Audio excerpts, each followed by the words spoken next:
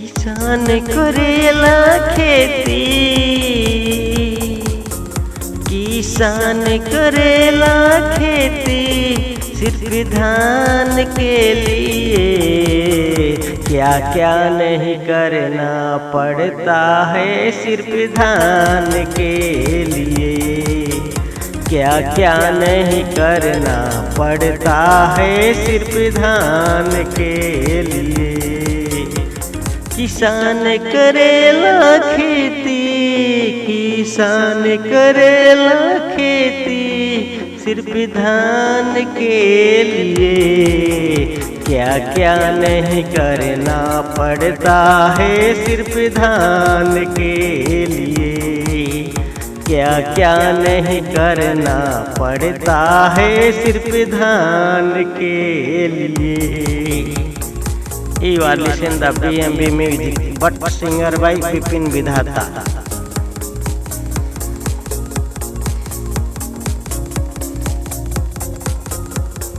धान ही रोपे खातिर पानी में रह के पड़ेला।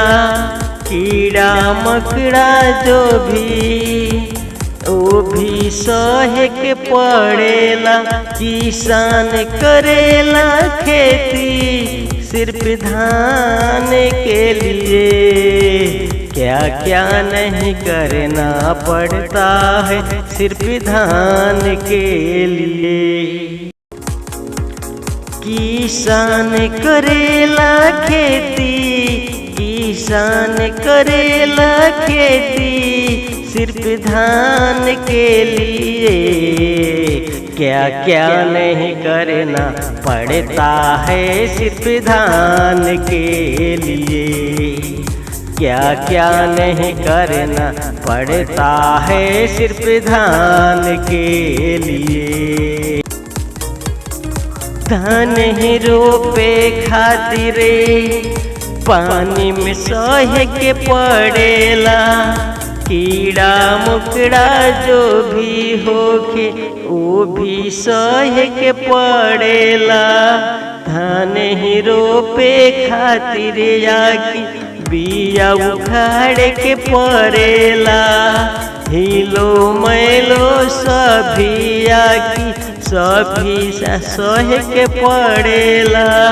धान करेला खेती, किसान करेला खेती सिर्फ धान के लिए। क्या क्या नहीं सहना पड़ता है सिर्फ धान के लिए।